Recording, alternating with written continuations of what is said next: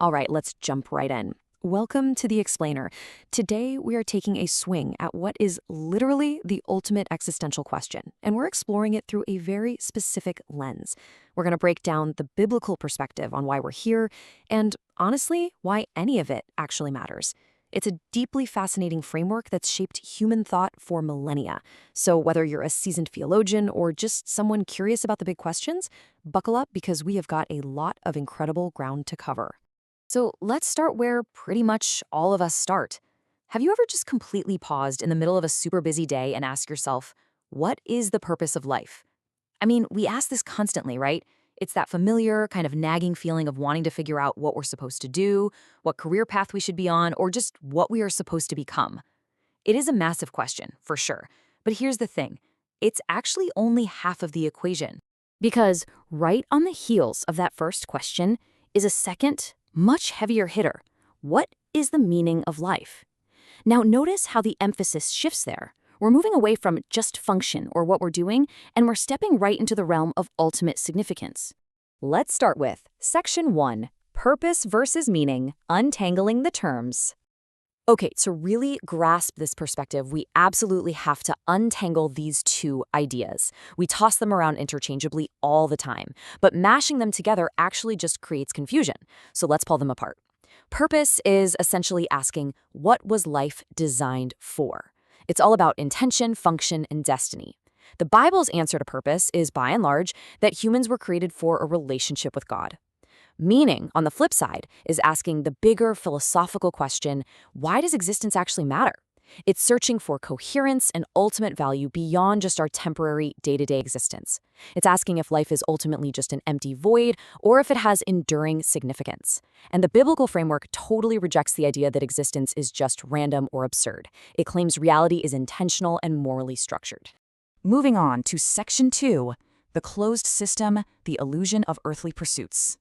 To really explore meaning, the Bible drops us into this brutally honest existential investigation of mortality in the book of Ecclesiastes. And to understand it, you have to know this one foundational Hebrew word, hevel. It translates to vapor, breath, or mist. Just imagine stepping outside on a freezing morning and seeing your breath. It's there for a split second, and then, poof, it vanishes. It's completely elusive. It's temporary. The writer uses this incredibly vivid visual metaphor to describe our earthly achievements. So, the writer goes on this relentless search for ultimate meaning entirely within this earthly, closed system. And he systematically tests everything. He tries chasing pure pleasure, he throws himself entirely into his work, he goes after achievement, hoards wealth, seeks profound wisdom, and even tries to build a lasting legacy. Sound familiar? Yeah. These are the exact same things we are all still chasing today in our own search for significance. But after exploring literally every single one of those avenues, he hits us with this incredibly stark conclusion: vanity. It's all hevel. It's all vapor. Now, he isn't saying that life doesn't have moments of joy, but he is pointing out a really harsh mathematical reality. Finite things simply cannot provide infinite meaning. Death overtakes everyone, memories disappear, and earthly gains fade away. If our existence is just a closed loop that ends in death, well, true, lasting meaning is mathematically impossible to sustain. Which brings us to Section 3, the radical move, escaping the closed system. Faced with the despair of a purely material reality, the Bible makes a radical move. It doesn't just pat you on the back and say, hey, try harder to find your truth. No, it offers an entirely different framework to break out of the trap. The crucial point is this: meaning cannot be fully found within the closed system of earthly existence itself. The argument here is that if reality is purely material, meaning becomes completely subjective, morality gets unstable, and any significance we try to build, it just dissolves when we die. You simply cannot find an eternal answer inside a temporary box. This perfectly illustrates the contrast. The closed earthly system is temporary, subjective, and fading. But Scripture claims humans were actually made for an eternal reality, one that is lasting, provides objective meaning, and is anchored in the heavenly.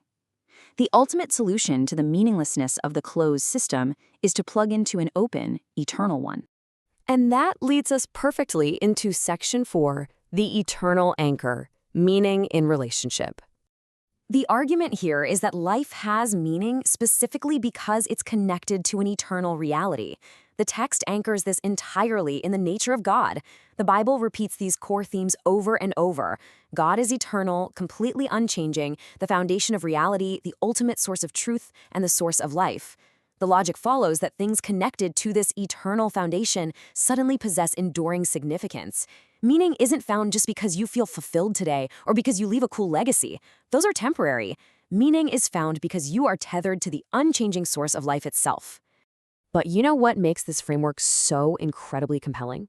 It isn't just about serving some cold, distant cosmic plan. It is deeply, profoundly personal. The text asserts that you matter personally, that you are individually known, valued, and loved. You are invited into this massive, infinite story, but your individual role in it has objective, enduring worth.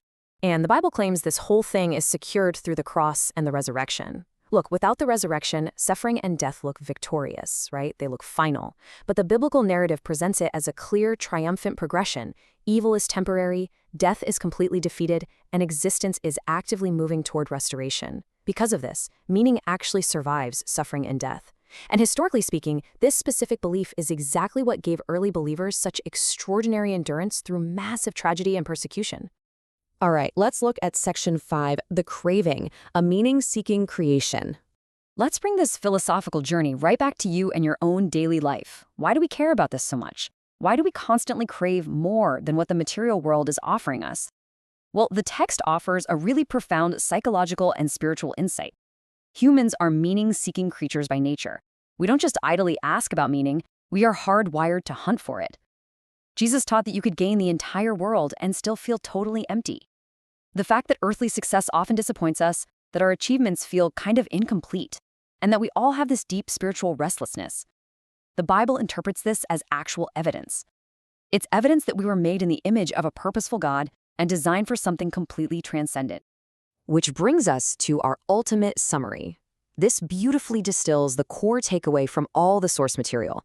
Life means something because you were intentionally created by an eternal God for eternal relationship and eternal purpose. This is an absolute rejection of nihilism, the idea that nothing matters. It rejects pure materialism, where we just invent our own subjective, flimsy meaning. Instead, it offers a beautiful, objective, and deeply relational definition of why your life holds enduring value. And that leaves us with this final, lingering thought. If you weren't made for eternity, why does nothing temporary ever satisfy you? It is a pretty powerful thought to chew on. Well, thank you so much for joining me for this explainer. I really hope mapping out these ideas helps structure this complex philosophical framework for you. Keep learning, keep questioning, and I will see you in the next one.